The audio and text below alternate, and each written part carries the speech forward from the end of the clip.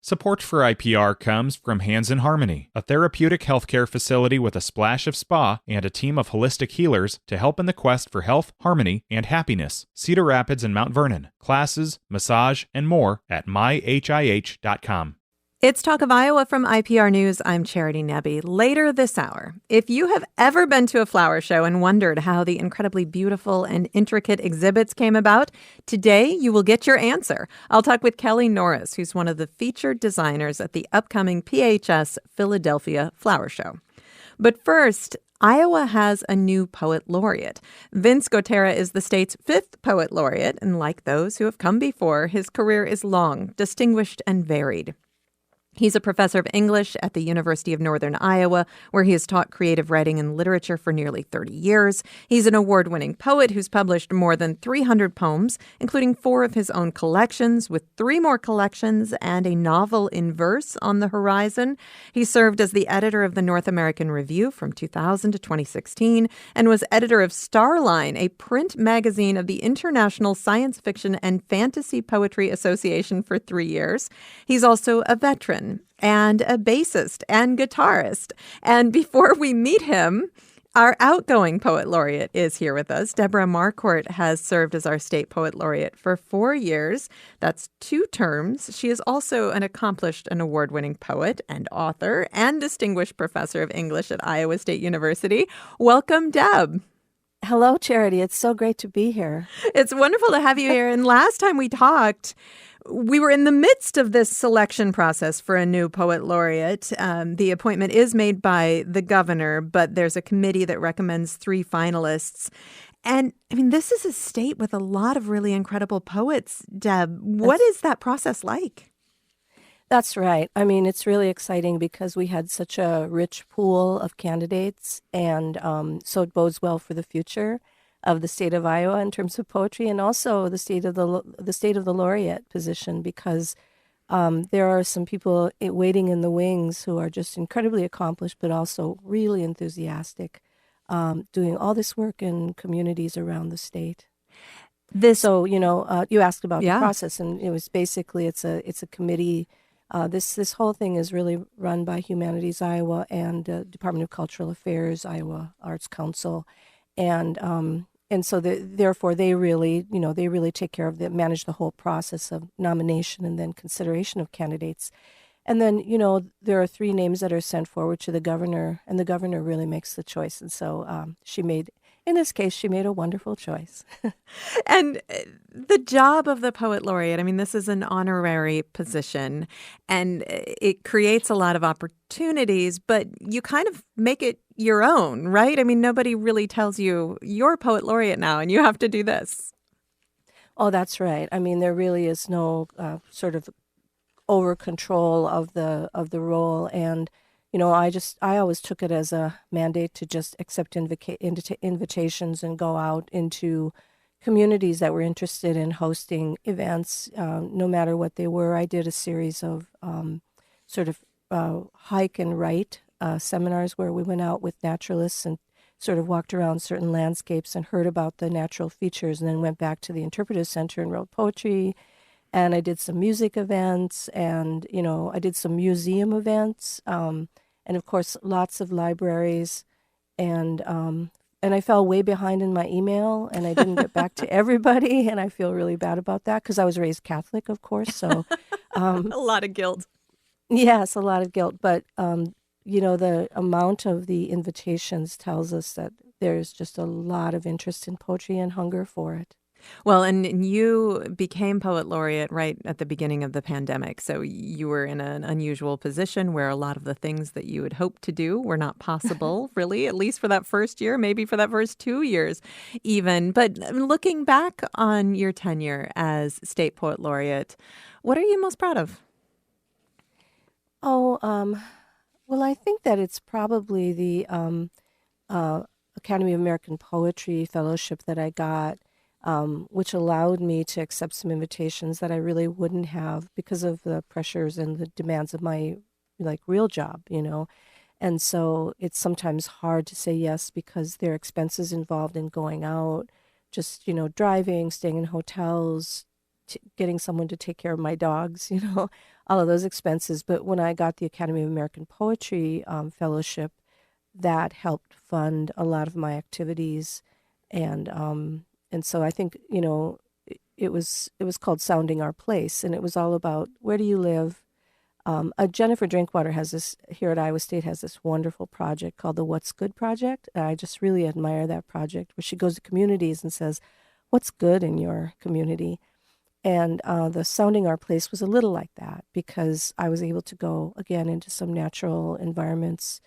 The state of Iowa is incredibly varied landscape in terms of the bioregion and what's contained, between the Les Hills and the eastern part of the state with the Mississippi. And so for me, it was just so rewarding to get to see all of the diversity of the state, and meet so many people and talk about not only their love of the state, but their love of poetry.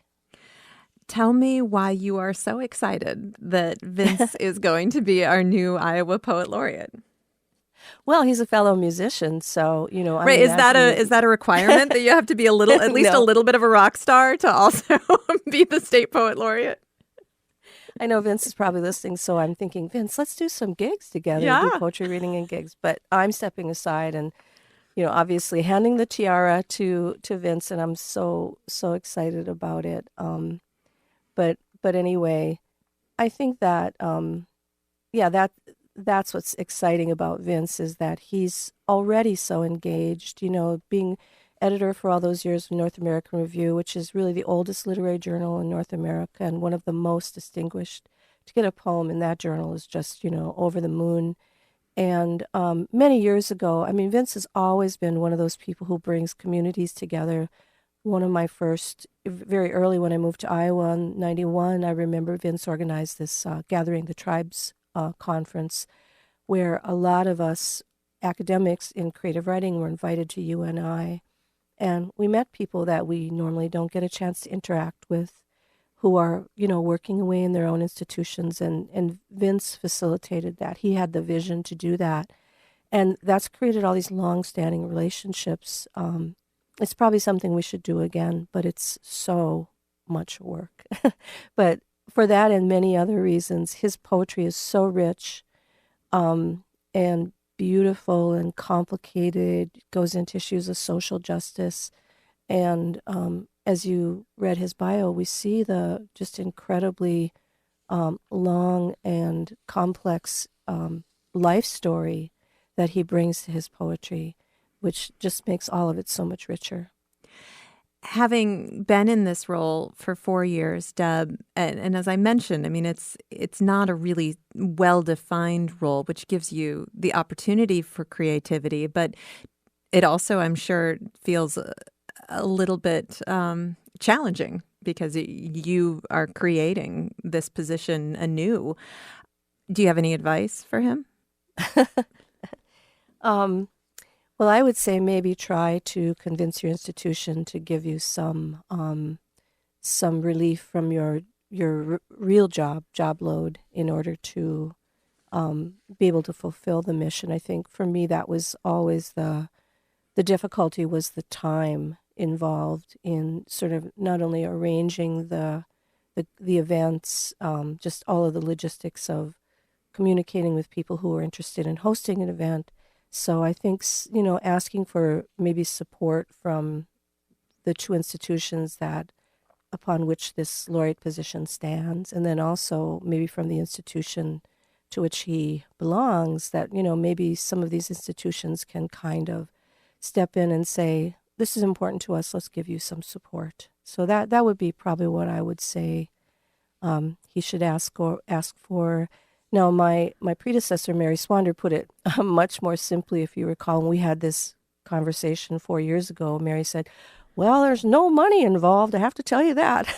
So I think that it's not a question of money. It's just a question of valuing the Poet Laureate's time and helping them do the job that they want to do and can do. But that's probably my biggest piece of advice. Deb, thank you so much for talking with us today, and thank you for being our State Poet Laureate for the last 4 years. You did a beautiful job.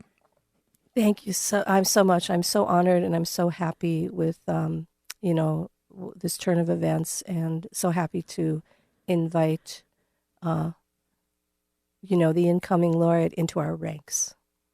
Deborah Marquardt has served as our state poet laureate for the last 4 years. She is an accomplished and award-winning poet, an author, and distinguished professor of English at Iowa State University. And now it is time to meet our new poet laureate, Vince Gotera. Hello, Vince. Hi, Charity.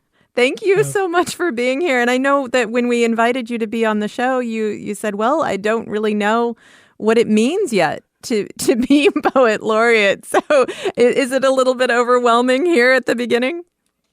But yeah, thanks for having me, Charity. Yes, it is. I am getting an orientation from Iowa Arts Council and Humanities Iowa next week, or this week actually, and so I will know more soon. But Deb and Mary Swander have been talking to me a little bit about this, and I've learned a lot just today listening to Deb. By the way, Deb, yes, I'd love to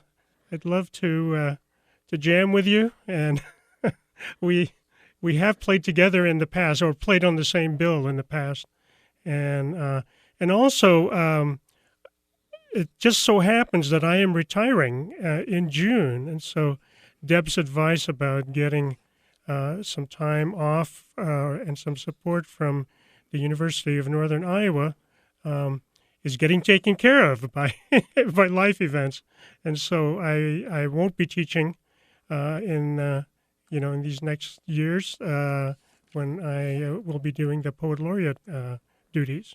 Nice. Well, you have a lot of other things on the horizon as well, and we'll talk more about that in a moment. We are going to take a short break. I'm talking with Iowa's new poet laureate, Vince Gotera. He is the state's 5th poet laureate.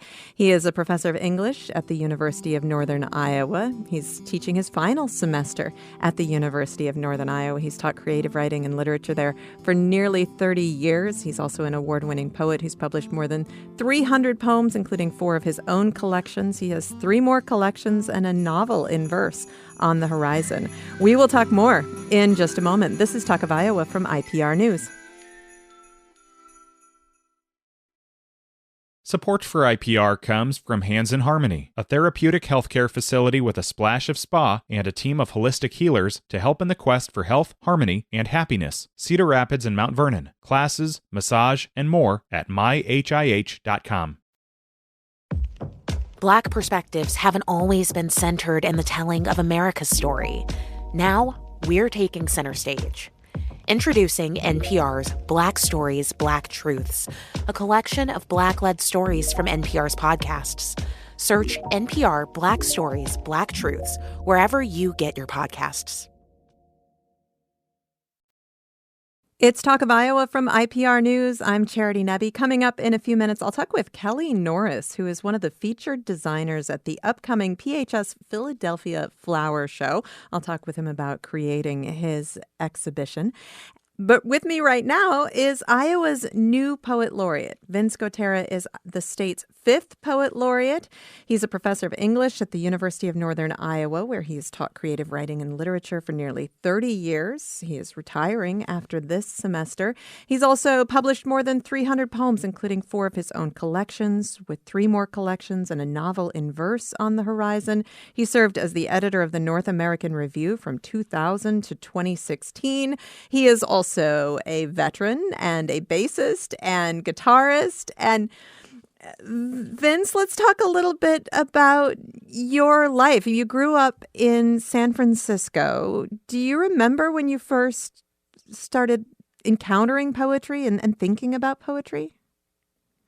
Yes. I wrote my very first poem, I think about 6 years old. And I was on a ferry boat with my dad. And it's one of my strongest memories. And I remember looking up at the sun and wondering about it. And then when we went home, I wrote a poem about the sun. And I remember that I don't have this poem any longer, but I do remember that it was a rhyme poem, A B A B, in 4-line stanzas, and then it got published in my grade school newsletter, which is why I'm guessing I was about 6 years old. I don't exactly know what age I was, but that was the very first poem I wrote. And then I had a teacher, an English teacher in high school, Mr. Grady, who encouraged us to write poetry, and I did quite a bit of writing at that time, but then eventually studied poetry writing at Stanford University, where I went to college at first. You are a first-generation Filipino American. Did poetry fit in with your parents' vision of what their son should be doing as a career? They never had any plans for me in that regard. They just wanted me to excel, and so I do remember that when I was about 9, I wanted to be a nuclear scientist. And then I eventually did in college study some astronomy, but it's been English pretty much all the way. You also served in the U.S. Army during the Vietnam War. You were drafted. How long did you serve? I was not drafted, actually. Oh, you were not? Okay. I had there was a draft lottery that some people I'm sure remember, and I had number 30, and so I knew that I was going to go. Yeah. And this was in 1972. And my dad is a retired Army officer, and so he encouraged me to go ahead and join up, so that I would have some control about what I would do. And I ended up spending 3 years in the U.S. Army and was never sent to Vietnam. In fact, I was hardly out of California. I was stationed at Fort Ord, California, and then eventually at the Presidio of San Francisco. What made you want to pursue academia? Because you have a lot of degrees to your name. Yeah. Well, I got my bachelor's degree. I went off to the service and then came back and finished my degree, and then started teaching in a Catholic girls' school in San Francisco. Like Deb, I was also raised Catholic, and they actually had me teaching English, algebra, and religion. Wow. And I was not savvy enough at that time to realize that I was just a guy plugging a hole in the schedule. And but in any case, I realized from that experience, I did that for 1 year, that I did want to be a teacher, but not of that age. High school kids, it was not a good match for me, and so I went on from that point to get advanced degrees to teach college. Where does music come in? When did you start playing?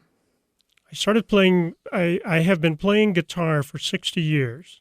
I started when I was 11, and I was in a garage band back then. I was in 7th and 8th grade, or somewhere in there, and played in bands all through high school, and then actually all the rest of my life. And these days, I am the bass player of the band Deja Blue from Waterloo, Iowa, and we play every Wednesday at the Screaming Eagle Bar in downtown Waterloo.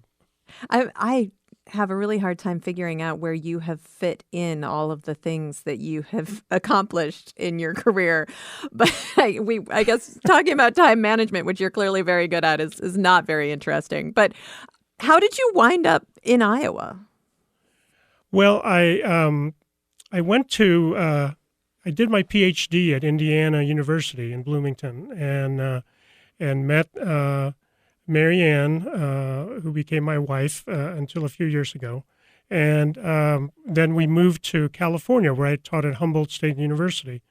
And she wanted to come home to the Midwest, and so that's how we ended up back here. And you've been here for nearly 30 years. Yep, this is my 29th year. Wow. You had so many interests and have gone in so many different directions.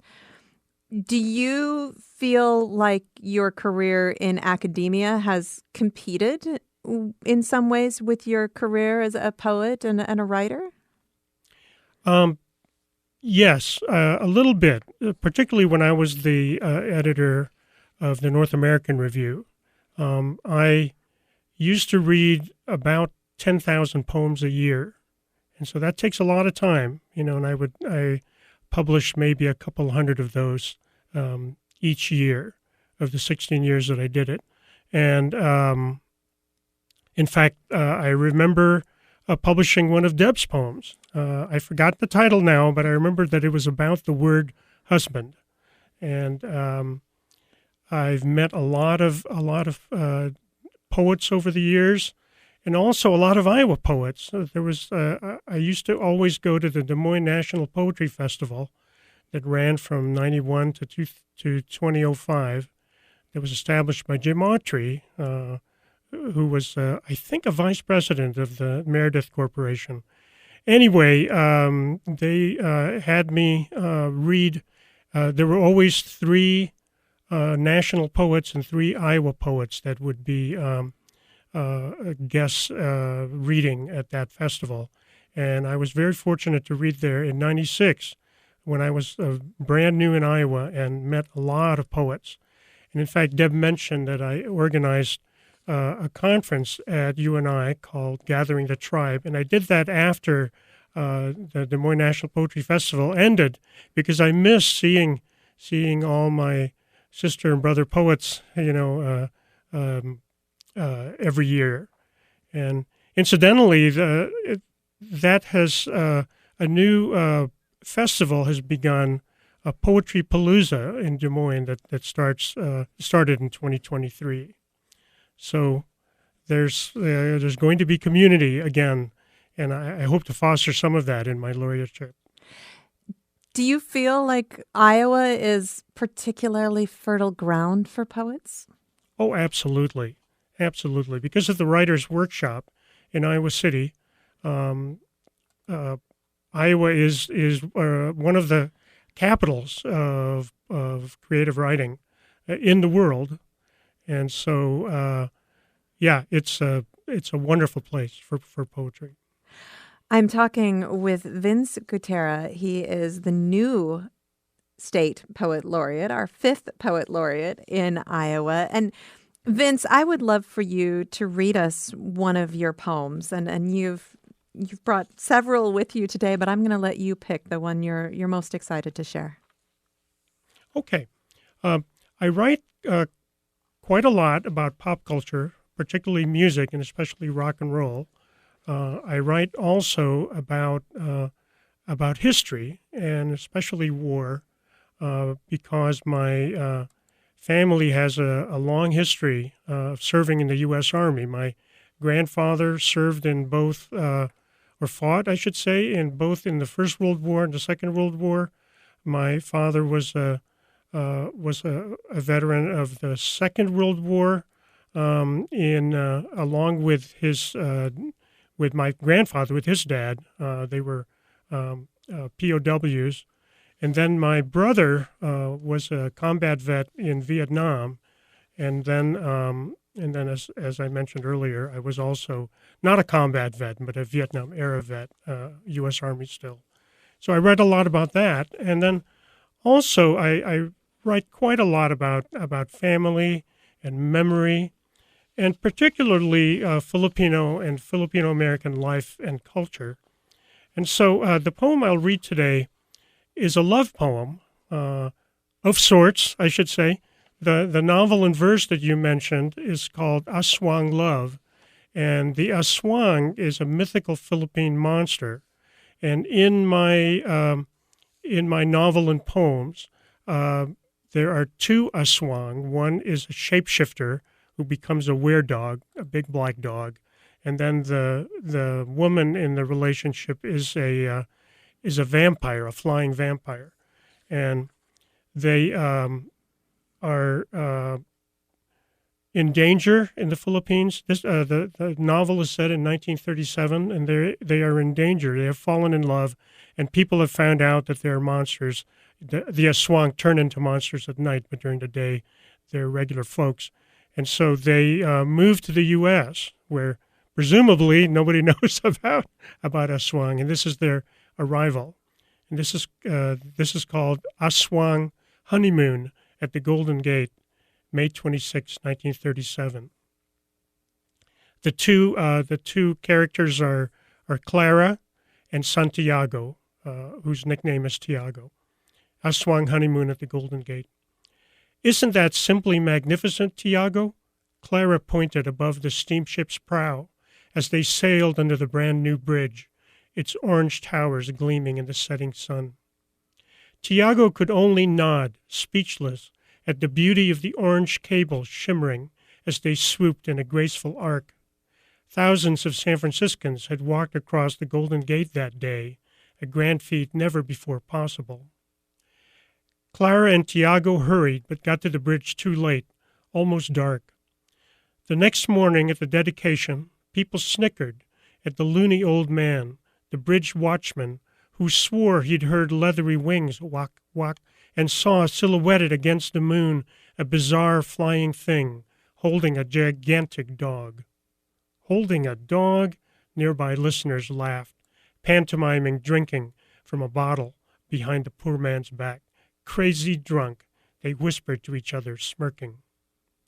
How beautiful it must have been on top of the 800-foot tower, nearest to the glistening lights of San Francisco, tiny diamonds strewn on jet-black cloth. The bride's wings beating slow and soft, the groom's canine fur shining sable and sleek, holding hand and paw in the velvet night, 1,000 stars showering glittery light. That is Aswang Honeymoon at the Golden Gate by Vince Gotera. And this is from your forthcoming novel in verse. And I mentioned earlier you have 3 more collections on the horizon. You are retiring this spring. It sounds like you have big, big plans for your retirement. Well, I guess so. I guess so now. I've been appointed. And then, of course, I'll also continue to play music with Deja Blue. And yes, I'll be very busy. So we were talking earlier about at times feeling like your academic career was competing with your career as a writer. Does it feel to you like retirement is the opportunity to really, really expand your creative work? Well, of course. Yeah, sure. I am actually, one of the collections that I'm working on right now is called Dragons and Ray Guns. And this is a science fiction and fantasy collection of poems that are science fiction, fantasy, and horror, usually called speculative literature. And so I'll be continuing to do that along with playing music and being the poet laureate. Through the years, Deb was mentioning your building community of poets in Iowa and giving people an opportunity to connect. You've done that in a lot of other ways as well, by connecting with other veterans who are poets, by connecting with other writers of Filipino ancestry.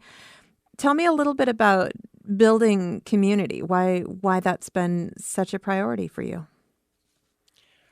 It's been a priority because community is really how we advance literature and the arts. I think that there's a myth about, a poet or an artist being in their studio, in a garret, perhaps, just by themselves. And really, that's not how the way it works. Art, to be alive and to be vital, has to be shared. And it has to be shared not just with people who are in the arts, but also with everyone. And so that's what I hope to continue to do. You're very new to being the state poet laureate. Have you started thinking about what this opportunity might allow you to do? I have, and I'm not sure at the moment what my project will be. I do hope to create a project that will involve somehow showing Iowans across the state all of the wonderful work that's being written and created in Iowa poetry. Well, I'm sure we'll have more opportunities to talk over the next couple of years. Vince Gotera, it's just been lovely to have you on the show. Thank you very much. Thanks for having me. Vince Gotera is the state's new poet laureate, our fifth poet laureate. He's a professor of English at the University of Northern Iowa. He'll be retiring after this spring semester, his final semester. He has published many, many works over the years, including 4 poetry collections. He has 3 more poetry collections and a novel in verse on the horizon, and I'm sure we will hear much more from him over the next couple of years, at least. Coming up in just a moment, we are going to talk about an exhibit developed for Philadelphia's upcoming flower show. This is Talk of Iowa from IPR News. Black perspectives haven't always been centered in the telling of America's story. Now, we're taking center stage. Introducing NPR's Black Stories, Black Truths, a collection of Black-led stories from NPR's podcasts. Search NPR Black Stories, Black Truths wherever you get your podcasts. It's Talk of Iowa from IPR News. I'm Charity Nebbe. The PHS Philadelphia Flower Show is the nation's largest and longest-running horticultural event. This year's event is coming up March 2nd through the 10th, and Iowan Kelly Norris is one of the featured designers at the show. His exhibit will be both beautiful and thought-provoking. Kelly Norris is a self-employed planting designer and author and former director of horticulture and education at the Greater Des Moines Botanical Gardens.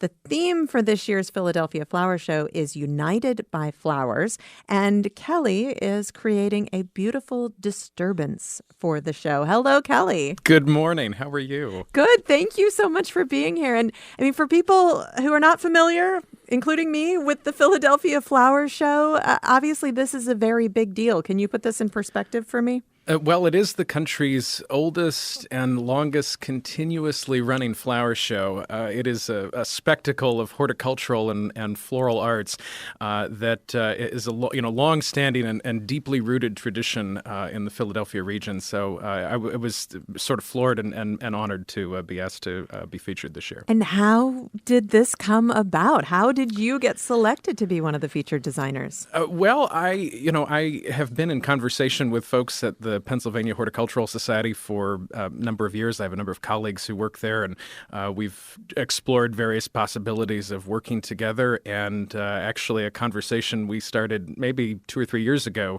eventually gave rise to the exhibit that we're doing this year at the Flower Show. Having been to a few flower shows, not many, but a few in my day, I mean, when you see some of these exhibits, they're just mind-boggling to think about bringing all of these elements together in full bloom. That's an incredible process. How long have you been working on putting this together? We've been working on the exhibit since last July, actually. I think the thing you have to underscore for folks is that this is the entire Pennsylvania Convention Center in downtown Philadelphia turned into a bonanza of horticulture and flowers, and it's in March. So I mean, we're forcing all of this. It's very theatrical. It's a form of horticultural theater in some ways. There's no soil. It's a concrete floor. And so all of these elements have to be thought about, how we build up from this sort of flat surface on a hard floor to create something that looks like a garden that just manifested on the floor of the convention center. Tell me about the concept for your exhibit. The exhibit is called A Beautiful Disturbance. And, what I wanted to explore in the exhibit was, the idea that we need to reconsider our relationships with the vegetation of the places we live and work. And, I'm a boy of the prairie. I'm an Iowa farm boy, but I've lived my whole adult life in cities, and I've had the, good fortune to travel to many of the great cities of the world. And, cities are this sort of curious human phenomenon, and yet are today in the 21st century, these refugia of so much life. And you think about in the U.S. today, the some cities that have high levels of abandonment from lots and real estate that has turned over in the last many years from transitions in the economy or what have you. We have a lot of space.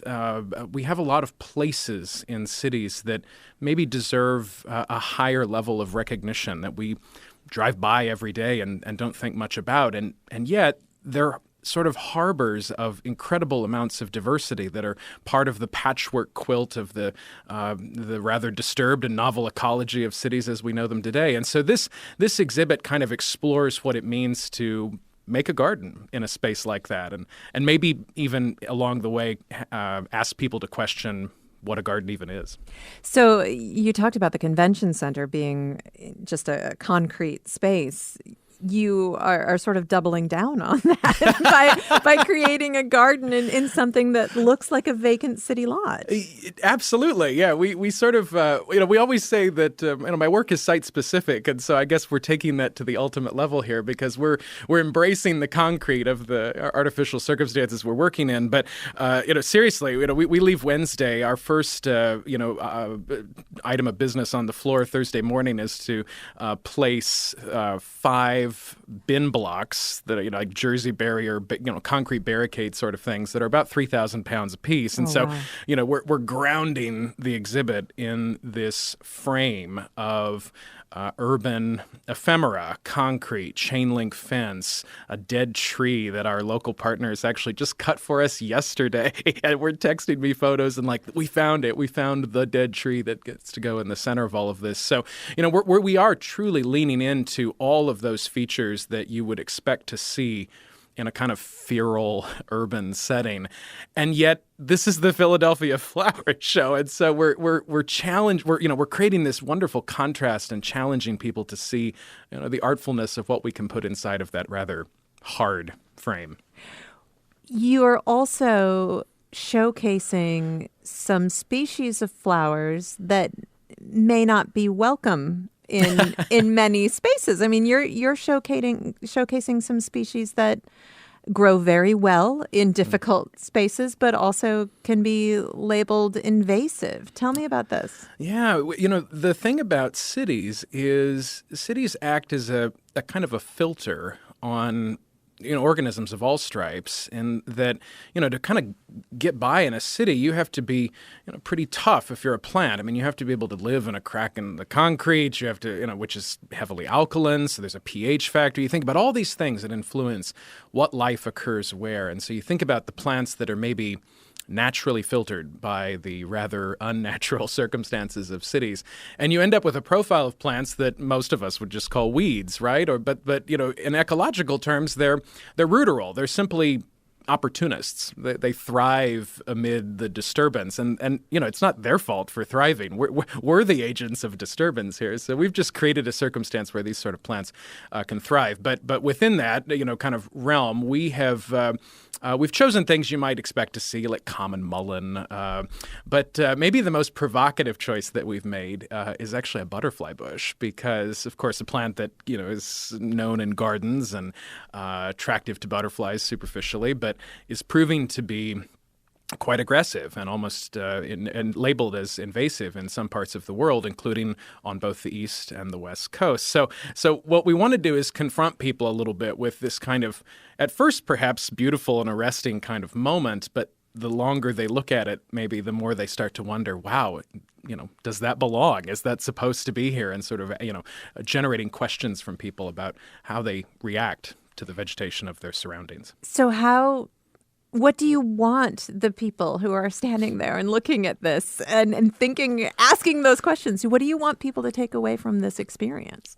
I want people to realize that our role, our actions, our activities in the ecosystems that we live in, even if that's a city, have ripple effects, and you could even say consequences. And the title of the exhibit, A Beautiful Disturbance, is, I hope, something that inspires people to think about how to use those activities towards a more abundant and resilient goal. Our disturbance doesn't simply have to be without effect or consequence, or it doesn't have to even be negative. It can be an opportunity to create something rather beautiful. And in the theme of the show this year, United by Flowers, maybe the sociological element of what we're asking people to think about is, how could a space seemingly unlikely for a garden become a place of consilience, both between humans and nature, and maybe even among humans ourselves?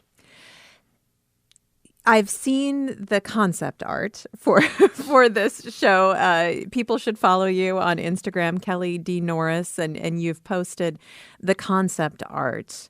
I hope you're also going to post a lot of pictures, because Yes. I'm not going to make it to Philadelphia. But this is so complex, and you are bringing these plants that are not traditional plants that are really curated into bloom at just the right time.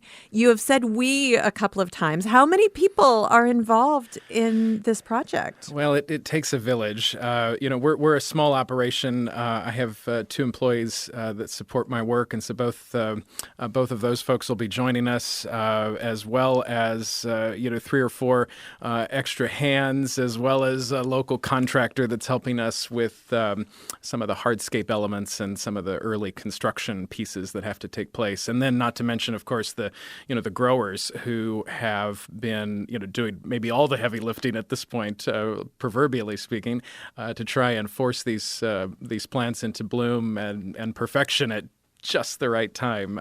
So it does take a village. There's no way this could happen entirely as a solo effort. So where are the growers located?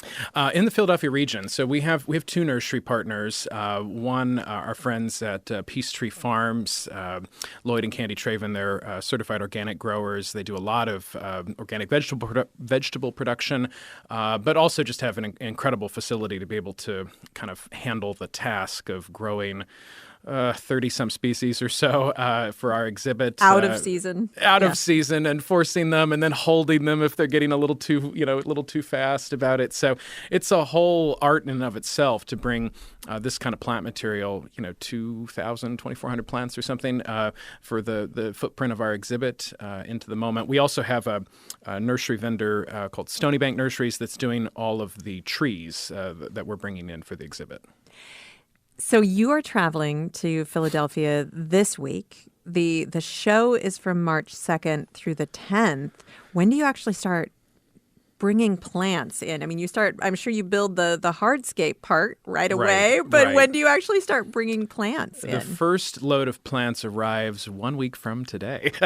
So the trees will start to come in, we hope, Monday afternoon. It depends a little bit on the delivery logistics. You can imagine, 10 or 12 landscape exhibits, 12 floral exhibits, another, 8 or 9 educational exhibits, and that's just 1/3 of the footprint of the show. And then the rest of it, of course, is the Hort Society's exhibitions, and then the vendors. And so, I mean, it's just a madhouse of people that we're going to kind of be, dancing around to do all of this. So plants start coming in on Monday, and the bulk of the material from Peachtree Farms will show up on Tuesday, and then it's a mad dash until 11:59 p.m. Thursday night, because judging starts then Friday morning, March 1st.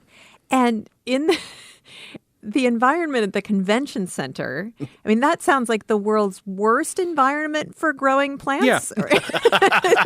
Pretty much. Yeah. It's from the, you don't want to take plants too early. This is the first time I have exhibited at the show. I've been to the show before as just an attendee, but, all of our local partners and, intelligent, experienced folks who are involved are like, look, you don't want to take the plants too early. This is not a place for plants, right? I mean, we do have, of course, a whole lighting scheme that has has to get built into it as well. I mean, you have to think about truly the theatrical element of this. I mean, you're creating you have to create a sense of drama and kind of intrigue, for people as they're traveling and moving through the floor from exhibit to exhibit. And so the lighting piece was sort of fun to kind of imagine and play with, because it in so many ways, just like you would with a stage production, can do so much for not only the scenic experience but the story you're trying to tell. So this is your first time as an exhibitor at the Philadelphia Flower Show. Have you done similar things in the past? We used to do on a very small scale. And when I was at the Botanical Garden, 10 plus years ago, we used to do these sort of conceptual exhibits inside the conservatory at the Botanical Garden, and which is a much friendlier space for growing things. Oh yeah, no, I mean it's a controlled environment, right, down to the ideal space. Yeah. And soil, actual soil to plant things in. I'm still trying to get my mind around how we're burying pots in effectively what is like a coarse sawdust. That's the quote-unquote soil that we're working with. So that's just something to get your mind around. It's like, do you even need a shovel? No, you just need your hands. But so I've really, Charity, leaned on those memories working with my team back in the early days when the nonprofit sort of began to reimagine the Botanical Garden. Like I said, 10 plus years ago, I've really leaned on those memories about how we worked through all those details. And it's been, like I said, since July, we've really been kind of working on not only the concept, but then the construction and how all of it comes together. Has this been a dream of yours for a long time? It has. It's as I often say, it's sometimes a dream I didn't know. I didn't know I had. It was. I remember visiting for the first time, I don't know, maybe about 10 years ago, and thinking, wow, this would be quite a thing to experience. But I never maybe put myself in those shoes at that moment, and here we are. Wow. This experience for people who attend these flower shows, I mean, I'm sure you've been to a lot of flower shows in your day, and there are people who come who are extremely knowledgeable about horticulture. And then there's the general public that just comes to see the beautiful flowers. You talked a little bit about what you hope, the questions that you hope people ask when they look at your exhibit. But in a bigger picture, what do you think is the purpose of a show like this?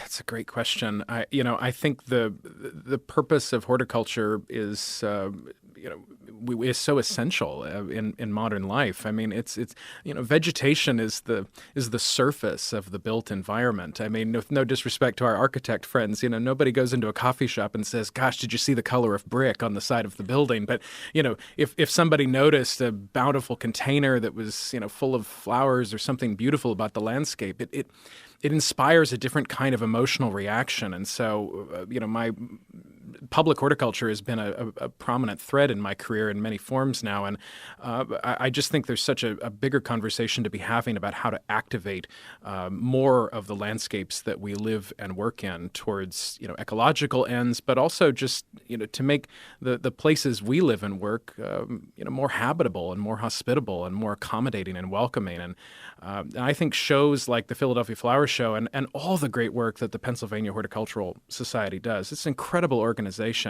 to advocate for community gardening and community greening.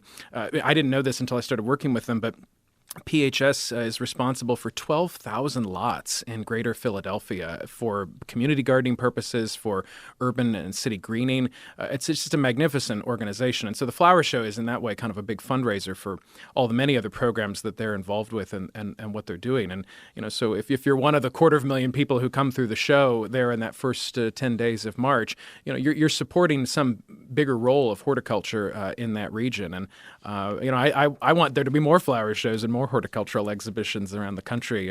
It's a big country, and there's a lot of a lot of regional diversity and personality in our landscapes that we should celebrate again in the 21st century. Kelly, thank you so much for talking with me today. Kelly Norris is a self-employed planting designer and author, former director of horticulture and education at the Greater Des Moines Botanical Garden. He will be an exhibitor at the Philadelphia Flower Show in early March. This is Talk of Iowa.